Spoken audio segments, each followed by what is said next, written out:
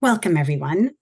My name is Phoebe Morad, and I'm glad that we can all gather again together as Lutherans Restoring Creation with our Connections call. And as I'm getting us settled and people are still coming in, I'm going to welcome you all to, in the chat, say where you're zooming in from, especially if you know the original Earth Keepers of the land on which you are taking care of. Please add that as well. A church congregation that you consider home.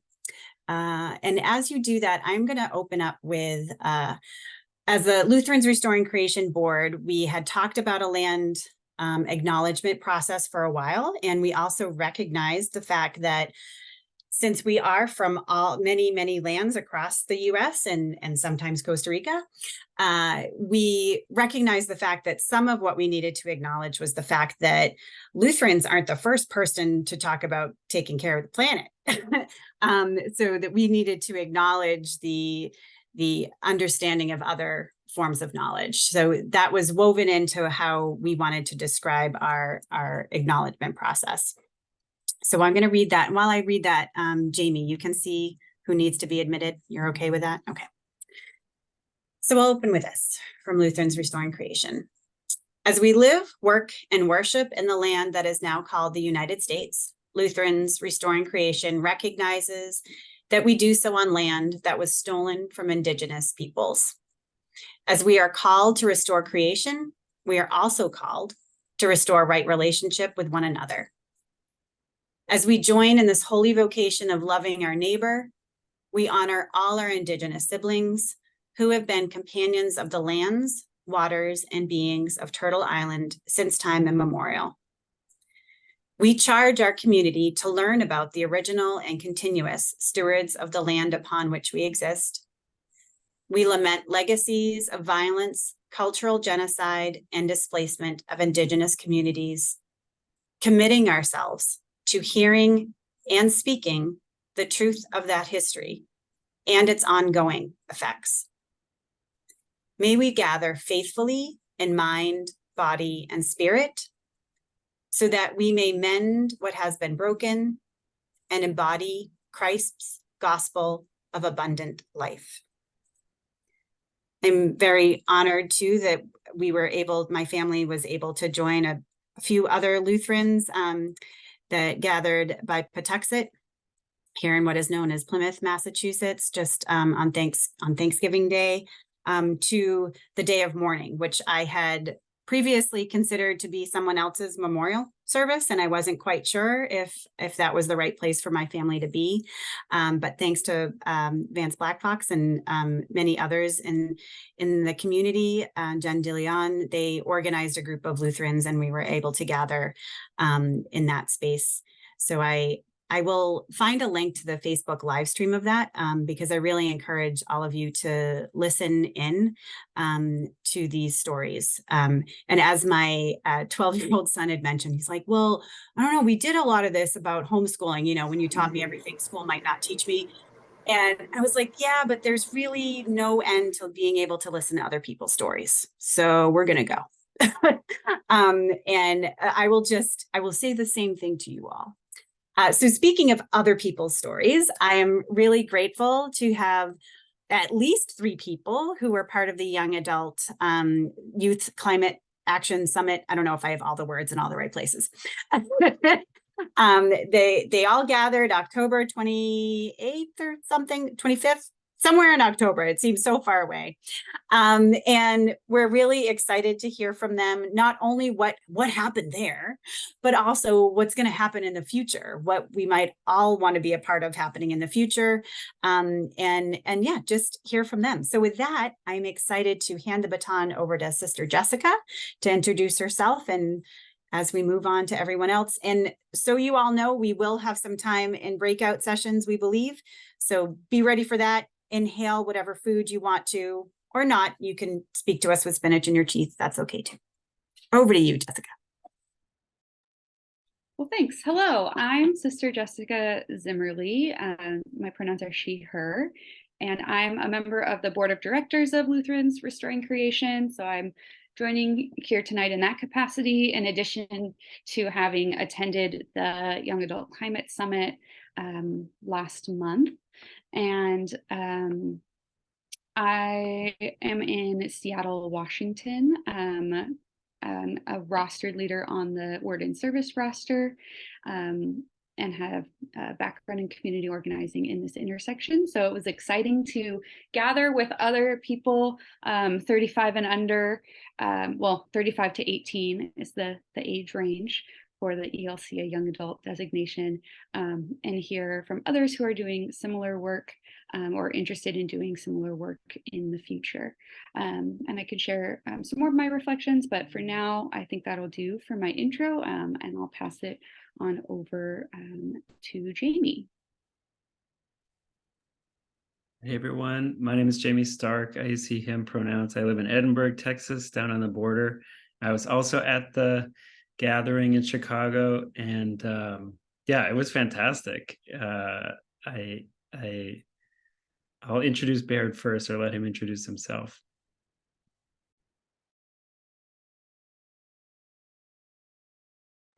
Buttons everywhere. Okay, hi, I'm Baird. I use he, him pronouns. I'm from Helena, Montana, and I'm also a member of the board of LRC, and I was the worship director for the Youth Fall Climate Summit. And I'm gonna put Chad on the spot here real quick. He also participated. Chad, you're not under any obligation to speak during this if you don't feel prepared for that, but if you want to introduce yourself, you're welcome to do so as well. But we were very fortunate to have Chad participate with us as well. So you can wave in the chat, or Chad, if you want to introduce yourself, go for it. My name's Chad. I'm in Charlottesville, Virginia. I'm a middler, distance learning part-time at Luther Seminary. My day job, I work for a renewable energy developer. And I also really enjoyed the summit. Echo what Jamie said. It was a great time. I learned a lot, and I'm continuing the conversation with the Lutheran Ethicist Network in January. So that will be exciting.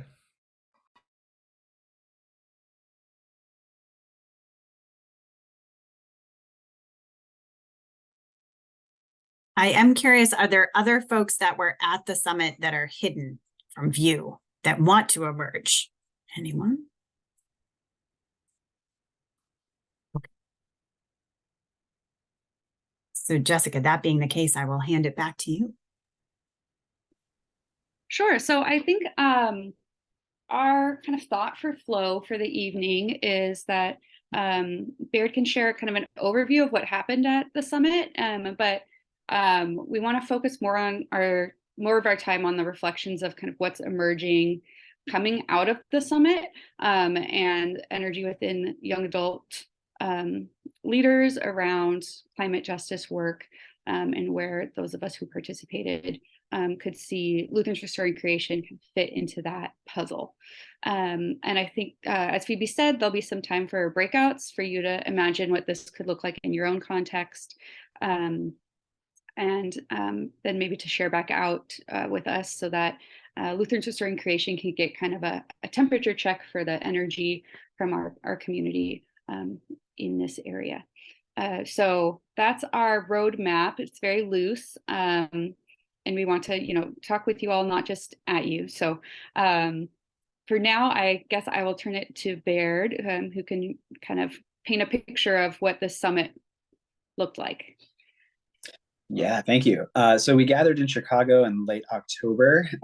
We gathered up Friday evening, opened with a short prayer service, and then just had a small panel discussion with Roger Willer, who is the chief of ethics for the ELCA, and he's kind of the driving force behind the recent creation crisis message that came out from the ELCA, if you're familiar with that.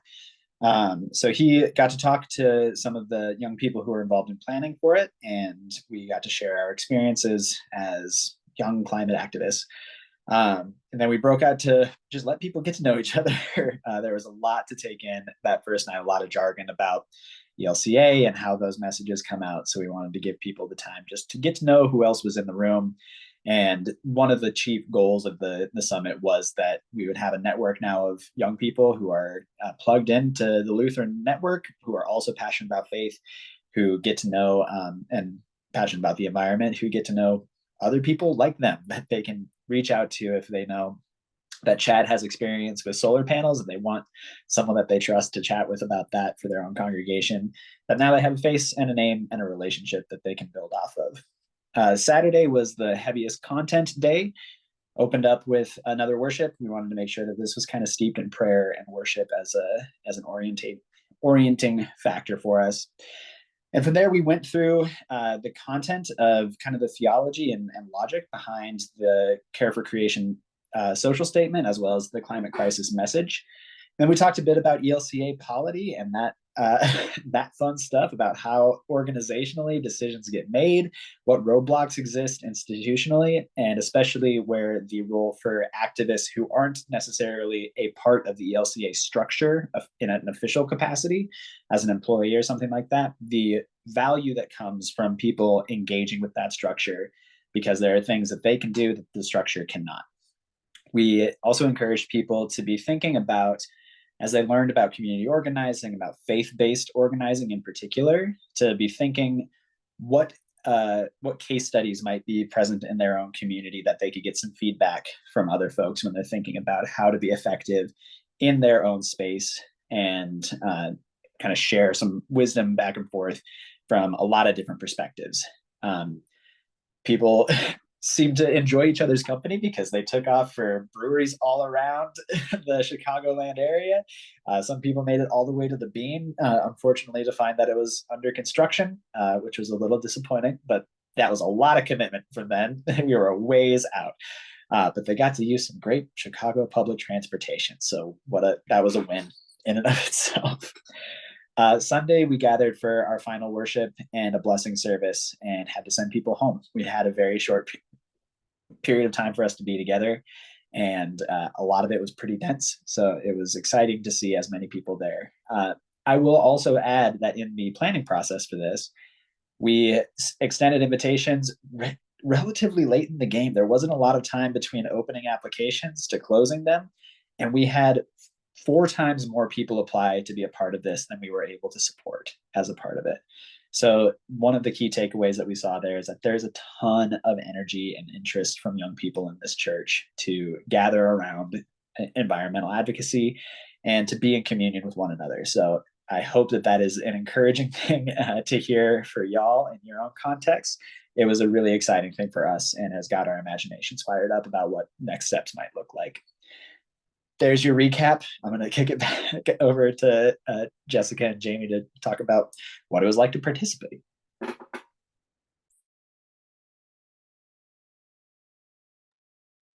Yeah, I can go. I thought it was incredible. When we were talking about this before, I was like, I was the second oldest person in the room, and it was a very spiritually and otherwise diverse gathering. It was clear that this is an issue for people under 35, that demographic that gets people to show up, and that if we want our church doors to still be open in the future, this has to be a major focus, or we're leaving out the original foundational component from Genesis of our faith. I think maybe for some of you who are in or have been in seminary, you're around groups that are dynamic and diverse and whatnot, but I haven't been, and so it was really incredible for me to get to do that,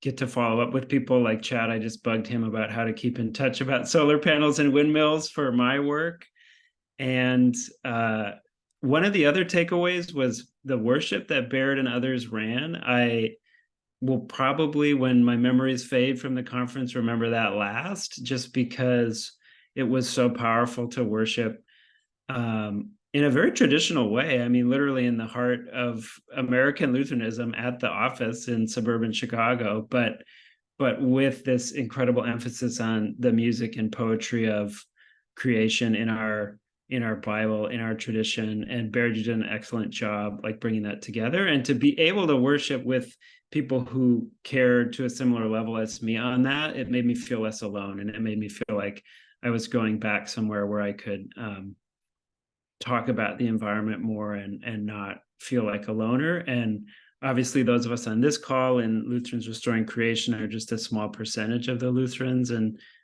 particularly the Christians who care about this. So to use these meetings and the other gatherings, we can get together to remind ourselves there's a lot more people who want to hear this, and we should be talking about it more. Yeah, also, Jessica, why don't you share some of your thoughts on how it was? I can talk more about some of the next steps I learned later, but I want to hear what you have to say.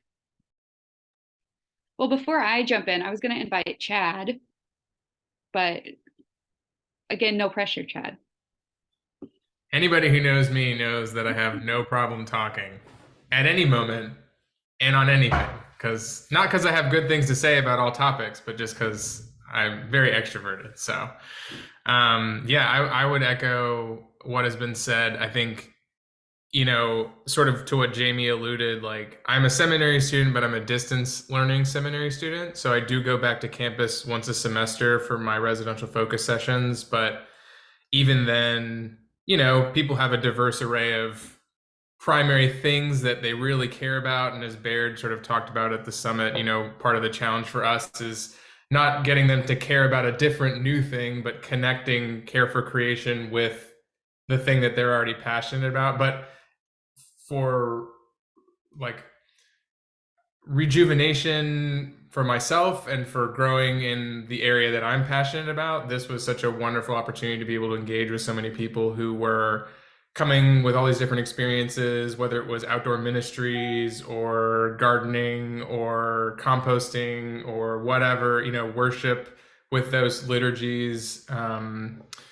It was, I feel like it was, I flew all the way to Chicago and back, and for some reason, I was more rested and I think energized when I came back, which speaks volumes because, I take the cheap flights. So, but yeah, it was a great time, and really hats off to the organizing team. And as Baird mentioned as well, like I've been up to DC for work, and I saw Christine, who was one of the organizers and who was on the ELC advocacy team. So it's been great to keep those connections and see how like our professional lives can also like overlap outside of this space. And in terms of, as Baird said, how do you serve when you're not like have an ELCA email address, and there are lots of ways. So it's been exciting to explore that too. So I'll pass it back to Sister Jessica. Thanks. I have a lot of similar sentiments, so I think I'll just say a cheery ditto to the sentiment around, not feeling so alone in the work, which I know is something that many of us carry. I see some nods as that's being talked about here tonight. I think for me, it was also an interesting kind of case study or dive into the ELCA politics that are at play on the churchwide scale. I'm out in Washington State, and we're often, kind of just on the West Coast doing our thing, kind of less in the heat of things with churchwide. And so, yeah, getting to sit with our social statements and the social message. All of us read that, and that was kind of our the expectation coming into it. So we didn't spend a lot of time, walking through it piece by piece, but more kind of looking at well, what does this mean? And I think that's what keeps resonating in me is realizing we have these tools. The social statement from 1993 is actually still really relevant and good. Sadly, I don't know if we want to be so sad about that. There's parts of it that also gave me hope to revisit, and I just want to call out it talks a lot about pollution of the ozone layer and acid rain and things that aren't so much the top concerns anymore within the environmental justice movement, because we have addressed them. So just going to throw that nugget of hope into our soup. But overall, it's still really pertinent today. And then we have this social message to pair with it. And we have, advocacy that's ongoing with our ELCA advocacy and our public policy offices, but kind of thinking okay, one step away from really being in the ring on this topic in terms of how we're investing our capacity as a denomination, as a church, in coordinating the work. And that's something that Lutherans Restoring Creation has kind of stepped in to help with. So if you're not familiar, or if you're new to LRC or don't know this about us, we're not officially affiliated with the ELCA. We're our own 501c3 nonprofit organization, but we do have our Lutheran identity at the core of who we are, and work closely with the ELCA, and have been kind of bird dogging churchwide in collaborative ways to push this topic forward since LRC has come together. So I think as a board member, I found myself just in this interesting place as like a newly rostered leader, as a board member of LRC, as someone who's done this work as a young adult for the first 10 years of my career, seeing a lot of potential for where we could go bigger with the work. So that's what I'm a little bit excited to bring to you all today. And I might just go straight into that, but actually, I think I do want to pause and just see if there's any questions or anything you want to hear more about from the reflections that we've shared so far, just about the summit itself.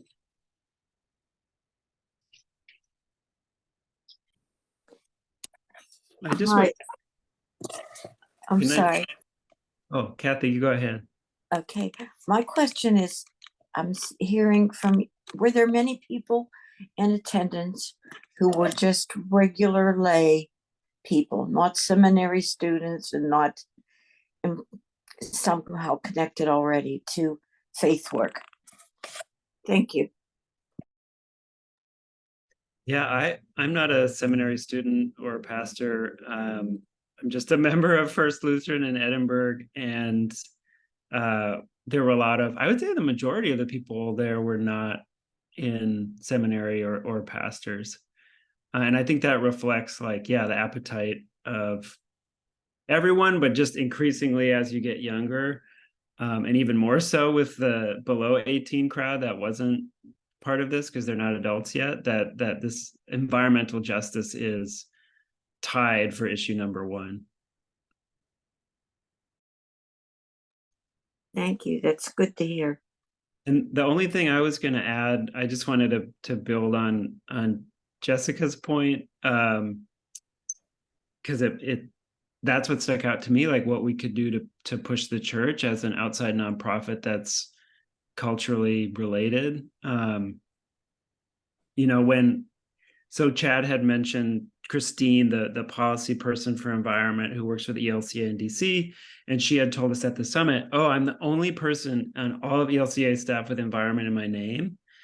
And I was like embarrassed and surprised to hear that. I know that most of the other mainline Protestant churches and major churches nationally have more internal staff that work on that and that have published books and have done a lot more speaking and have showed like this is a church with this commitment. And so I think for me, the top takeaway of what I'd want to ask for help on from this group to bring to the ELCA would be a letter endorsing the creation of a program director for environmental education, which is within their existing structure at the ELCA, for how we sort of internally work on an issue. They have that educational role for every other advocacy program, but right now we only have the external advocacy role for environment. We don't have the internal person.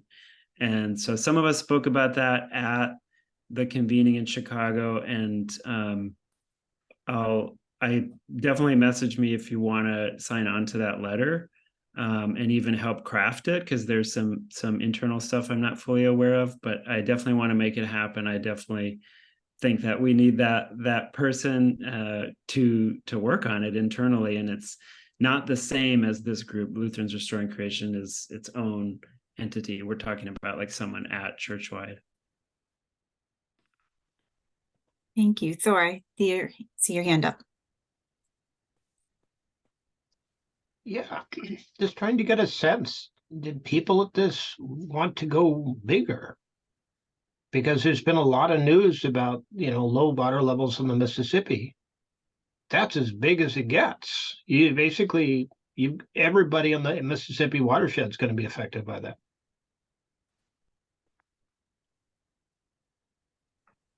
Yeah, we had such a huge variety of people from around the country that were there, and all of them came with their personal background and the priorities that were around them. And that's one of the things that we are encouraging people to take a look at is what is in your backyard that you can focus on. So for those folks that are a part of the Mississippi watershed, which is a lot of folks, that's something that we encourage people to look at is how is water use in your area being affected by climate change, being affected by human impact. We talked about how our baptismal theology is a really handy tool for us to make those water advocacy kind of arguments, talking about baptismal water being part of our call as stewards of the earth and one of our primary calls. If we don't have water, we don't have the tools that we need to practice our faith. So we had a lot of different perspectives there, and I think one of the real gifts of that space as a convening space was we had people who were specializing in carbon reduction and people who were talking about pollution and people who were talking about land management, and all of those different conversations kind of swirling around in the same space where, as Chad mentioned, like we were hoping that people would be able to connect with folks who are coming from a lot of different perspectives so that when they have a question about water management, they have a name that they can go to about that. And then that person can also be a resource for whatever is in their backyard, whether that's urban planning for the folks who are coming from major urban centers or more rural type focus, which we got a lot from the Midwest. So I think there's a lot of desire, and a lot of the next steps will be checking back in with those participants and seeing where their imaginations have led them since that summit in ways that maybe LRC can be supportive and maybe a mentor for them as they start approaching that, or potentially just a connecting place where people who want to go big, LRC is pretty big. We can connect folks to a bigger network. Just to mention it, I'm working with the Greater New Orleans Interfaith Climate Coalition and potentially Climate Reality to work with faith groups up and down the Mississippi watershed, particularly the lower Mississippi, because New Orleans drinking water is at risk. And their barge levels, they had to cut barge traffic on the river by half. And that is, if you understand international food consumption, a lot of it is exported from the US. And so if you impair that for more than like 3-4 months, you're going to create a crisis overseas. It's weird, Thor. I was about to say that's great in response to your involvement in that group, but not like the situation around it. But it's exciting to know that you are involved and we have you to direct people towards. So thank you for sharing that. By the way, if people have similar projects that they're working on in their region that they would like us to help be able to connect other folks to, please feel free to drop those into the chat and we can start making some of those connections. It's really helpful to know what skills and experience people are coming from. I see a hand from Mark. Yeah, thanks. This is great. Thanks for all the enthusiasm and your participation. I want to know just technically if there's a participant list available, if there's somebody in California that attended, any of the 3 synods here. So maybe that can be shared. And then I'd like to, I don't want to take us sideways into a side conversation, but I was on a Zoom the other night on the ELCA's draft social message on gun violence and trauma. And I'm very familiar in Sacramento. I participate regularly in peace walks and gun violence prevention. And so I know in the Zoom hosted by an advocacy director in another state that they said one of the writing team members was from Montana, implying, Baird, that they had a different point of view. Now, I have all kinds of stories from Montana being a graduate student there and years past, but also from the neighborhoods here, going back many years. So look at that if you get a chance, affirm the process, and it's open for comment until January 30th. But there is real trauma in urban neighborhoods. As you know, zip codes make a difference for environmental justice. Thank you for that, Mark. Thanks. I will write that down. Oh, one more thing. There is a keyword missing in the 1993 social statement. I'm just going to let it hang. I brought this up with Phoebe before. If you can discover that keyword, not in the faith world, but in the creation world, that's missing from that statement, it is highly conspicuous by its absence. And the 1972 LCA statement addressed that concern much more directly, way back in 72. So just for the young folks to, it's sort of, the question is, what are we missing now that we're not seeing? Mark, You are you guys gonna got like it. offer a prize or something? Well, I did at one time. You know, I'm feeling a little thin. Today's Giving Tuesday and my phone is blowing up. But yeah, there'll be something for that. We'll come up with an appropriate, maybe something from the Confluence project that I put in the chat at minimum. But not So for you tonight. said it's in the LCA statement from 72, but not in the one from the ELCA from 93? That's basically the gist of it. And I Correct. have the LCA statement from 72, so I can just go look at it. Well, Lisa, you're too much of an insider here, but yeah. Okay, yeah, you're right. That's the gist of it. Yeah, thanks. Thanks, Mark. Well, I kind of want to round back or just reflect off of Thor's question kind of around scale. And I do think that is a nice segue into kind of my reflections around action, which echo with what Jamie shared, which was that, you know, with this space, like a lot of the activities and most of Saturday afternoon at the summit was really dedicated to like working on case studies and like doing some triad work with others to flesh out ideas to do in our own context, which is excellent. What I came to this summit hungry for was less of that work and more of like, how are we going to advocate within the ELCA for our tradition to show up more fully on this topic, which is what I was kind of alluding to earlier. And so one of the ideas that came forward and was discussed there was, like Jamie was saying, of advocating for the ELCA to invest in a staff position through Churchwide that does this work intentionally and you know, not relying so much on Lutherans Restoring Creation to do the work. We do as a LRC organization, I think this is okay to share, Phoebe, but we have agreed to convene the Creation Care Network for the ELCA for the next 3 years.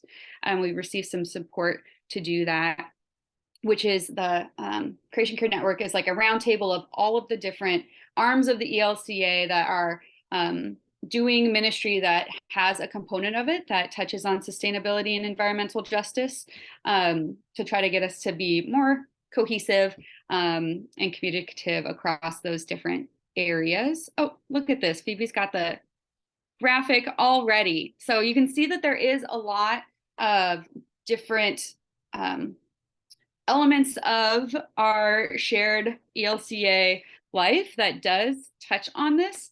And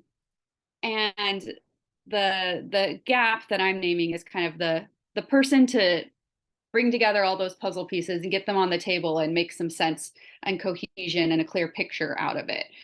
So we're doing some of that coordinating work on a very basic level in the short term, but that's kind of a Band-Aid solution to something that we need to really invest in long term. The second idea that I want to share is that there was somebody from Corporate Social Responsibility who spoke with the group and shared a bit about our investment practices and all of that. I found it really interesting that at the end of her presentation, there was kind of a, oh, well, we don't encourage or really talk about doing, they were using the term boycotting, but essentially divestment. And she shared a story that I think is public knowledge, so I'm going to share it, which is that apparently Portico did divest from apartheid in South Africa back in the day as a valued aligned choice. And they were sued by some pastors within the ELCA for not upholding their fiduciary responsibility. And so there's organizational memory of that that makes it unlikely and kind of challenging to push for a systemic move towards divestment of Portico in particular, which is if you're not aware of what Portico is, it's like what all rostered leaders have to receive their pension and benefits through. And so it is like a significant bucket of where the money of the ELCA is tied up. So that was really hard and disappointing for me to hear. And I was kind of hoping for more conversation, and we just didn't have the time to really dive in there. But it's something that I'm bringing forward to Lutherans Restoring Creation as potential for where we could, again, as an organization that's not directly affiliated with the ELCA, perhaps have some grassroots upswelling around. And I'll also share that we're excited that we're going to have an outreach coordinator starting to support our programmatic work in the new year, and developing some resources around divestment is something that is on their job description. So I'm curious if that resonates with anybody in the crowd and might be something that you would want to talk about in your breakout space. Look, Tor's already offering him his time, right? To do it all. You'll do it all. That's why your hand was up. We are doing the same thing. We're just doing it on a bigger scale because the stakes are higher. Who is we? I'm sorry. Oh, I'm working through the Greater New Orleans Interfaith Climate Coalition, because they're looking at about $100 million expenditure if they need to run a water line up to essentially Baton Rouge to get their water. It's going to blow away all their aquifers. I mean, that's a big deal. Here in Washington State, from the King County line to the border, the forests were in extreme drought. I called maybe 50 faith leaders on that, and only one understood what that meant. You've really got this gap between reality and what the faith community understands and is willing to take on action on. Because if you get a fire in an extreme drought, the whole thing's going to go up. I don't want to be in a big, great disaster movie. So, and apparently too, if you add up all the religious organizations, assets and money, it's the 4th largest economy on the planet. So we do have a lot, and we would scale up. I mean, I don't know about ELCA, but we're part of that. So I'll just speak to the fact that there is certainly a movement for climate finance work throughout the Green Faith organization as well. So we certainly wouldn't be alone in this work. However, every time, and I'm mentioning this because every time I was part of the Green Faith circle having to do with faith and finance, I would bring up, well, we do have young adults that are getting together. I wonder what they're going to say, because ultimately I just keep bashing my head against a wall when we get to the institutional space, because there have been things that have happened in our past that mean we can't do it this way. And yes, the corporate social responsibility role of that person could take it as far as they could, and then they stopped. So this is why we have organizations that are just social ministry organizations, just affiliated with ELCA, but not the ELCA. And so that is why I'm excited that this conversation kept emerging and can keep going, because there's a lot more to be done that's not going to happen at the church-wide institution level. That I'm excited you're eager for this, but are you guys ready to go on breakouts, or do you have more questions about this particular thing? Because essentially in breakout time, we want to hear from you. What is coming to the surface, especially you in local context? There have been a couple of things that those who were at the summit were encouraged or eager to sink their teeth into. is this something that you'd be willing to work on as well? That's the question to you as you go into breakouts, or do you know of other stuff already happening? Were there other asks though? Bear, did you have any specific ask when we go into breakouts? Oh, David, do you have a question first? Yeah. Will Yeah. any document be forthcoming from this summit, or has there anything been developed so far? It would be great if something did come out and was available. Yeah, there is a report coming back from the planning team. I was involved as a volunteer on the planning team, so I haven't been a part of writing that report. I missed it. Climate case, or what was it? What did you say? No, sorry. The planning team will be having a report on this event, on the number of participants, on the things that were talked about. I will see what we can do about making that a public thing. I'm not on the team writing that, since I was involved as a volunteer and not as a staff member. But I will do what I can to get that out there. It's a really good question. I think that would be a valuable product from this. Thanks. And I think there's some like projects that individuals or those who talked will be working on, like the letter I mentioned about adding an ELCA staff role. So do message me or talk to Phoebe if that's interesting to you to sign on to. Definitely more the merrier thing with that project. Definitely.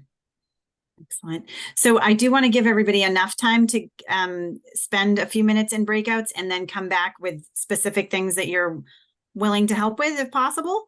But if you don't want to go into the breakout room, you just hit not join and then you stay where you are and turn off your screen, and then we all get back together for the last few minutes. So is that okay? And Bear, did you have another ask? I just realized you just answered a question. You didn't get to. Yeah, the only thing that I would add as you're going into your breakout rooms, especially when thinking about working with young people, I'm writing a chapter on the tokenization of young people for Augsburg University right now, so it's a near and dear part of my life right now. But when we're thinking about the way that the church engages with young people, one of the questions that I will encourage everyone who maybe falls outside of that 18 to 35 demographic to consider in the way that they're moving forward is what conversations can you have where you're primarily listening to what young people are talking about? And if that's a commitment that you can make to yourself, especially for folks who may be disconnected from the church, ways that you can make the space for them to share even the ways that they've been hurt by the church or feel frustrated, even if it's not full on trauma, but feel frustrated or angry with the church. And if you can be a conversation partner to them to be seen in that reality, I'll just leave that for your consideration. And it's something that I want to make sure is raised up, because so often the conversation about young people is either why aren't they here or how can we get them to work? And I think that there are a few other conversations that we can be having, like, how are you and what do you need? And so I will leave that to your consideration as we go into our breakout rooms. Excellent. So I'm going to give you all 10 minutes because your rooms have 4 or 5 people in them. So there's a lot to talk about.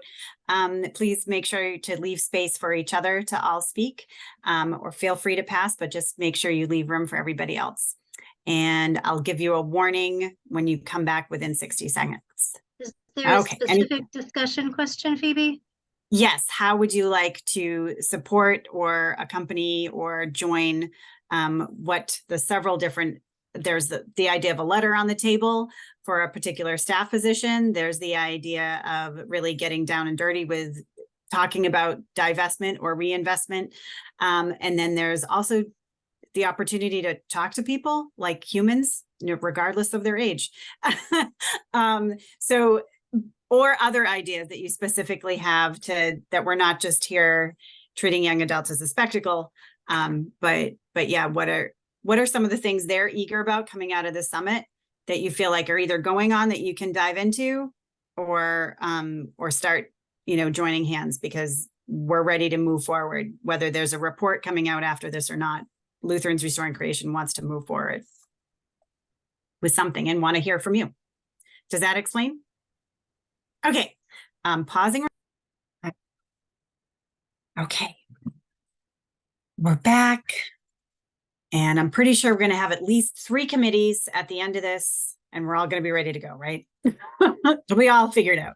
As I ask to hear back from folks, I'm also going to put in the chat here. I know that Jessica had mentioned the idea of what this Creation Care Network for the ELCA is, and it's been wonderful to see that our ELCA has been doing stuff in many different ways, especially through hunger and disaster relief and all these different ways.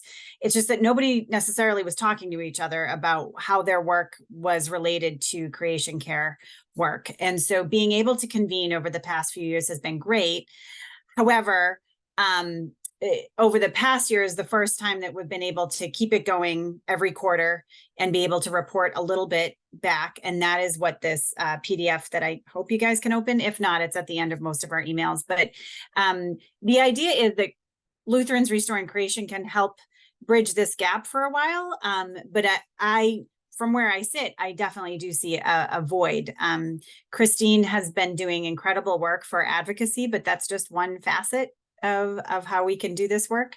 So I'm really encouraged that the ELCA is investing a bit more consistently.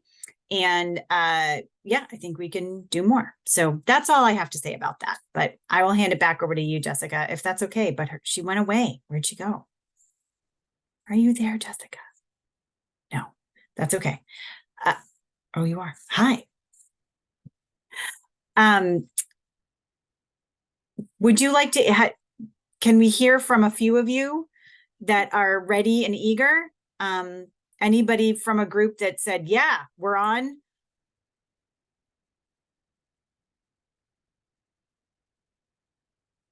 I know where you all live. Okay, go ahead. I was in a group and I said, yes, I'm on for the letter and maybe some other things. I'll just point out, though, that Jessica is with us here. I think she's muted right now. He is.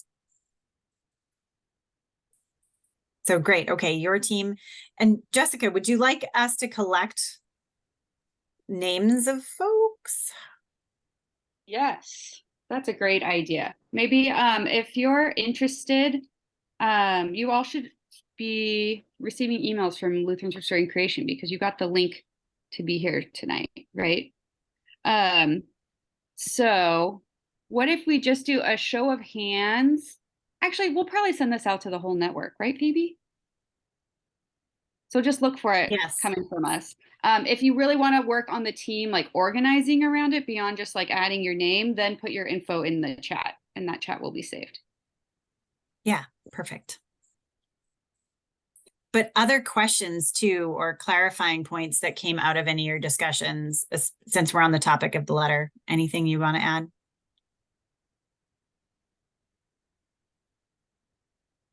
Larry, you're unmuted. Were you going to say something?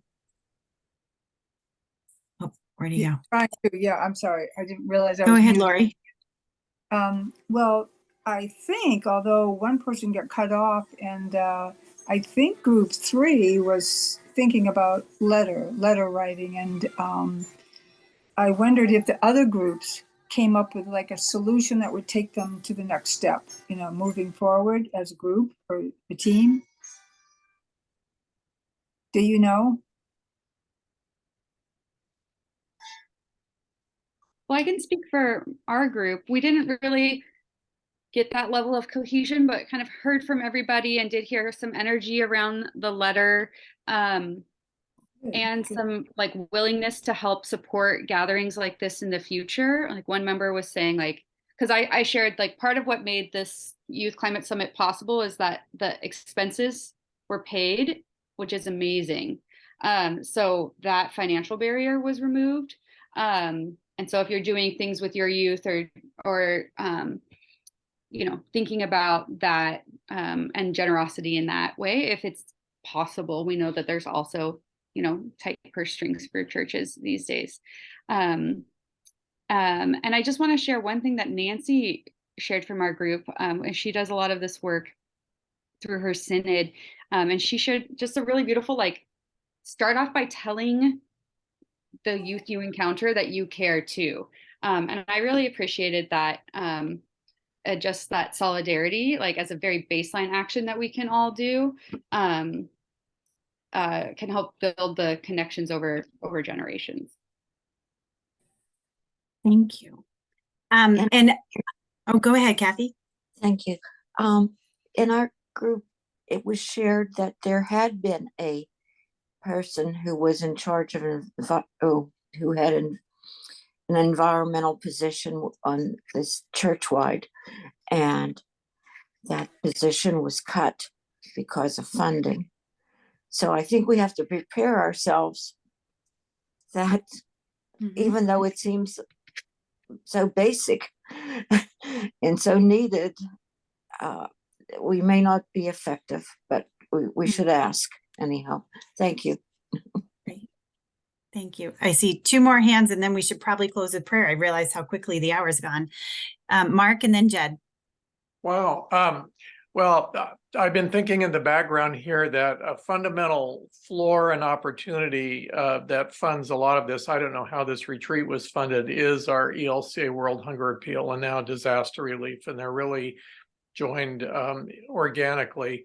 But this is the time of year again when all the appeals are happening, and we need to support that. And I've been an eyewitness. I've been a beneficiary of, in my work of ELCA World Hunger Support, and I know Dan Riff gets the link with climate change. So if we want to see some action on a real systemic scale at the ELCA, let's first and foremost support the hunger appeal and disaster relief, and tell the stories about why why there's so many climate disasters. And then I did put it in the chat, a comment about ESG investments, and I'm not getting anywhere even with my own congregation. People sort of scratch their heads, but there's a lot going on to try to, from the right and in state legislatures to restrict, not in California obviously, but to put the hammer on voting with your investments for a sustainable future.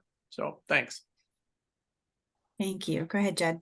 And I just want to kind of thank Phoebe and Lutherans Restoring Creation for putting together and the resources of the individual covenant for care for creation and the congregational covenant for care for creation.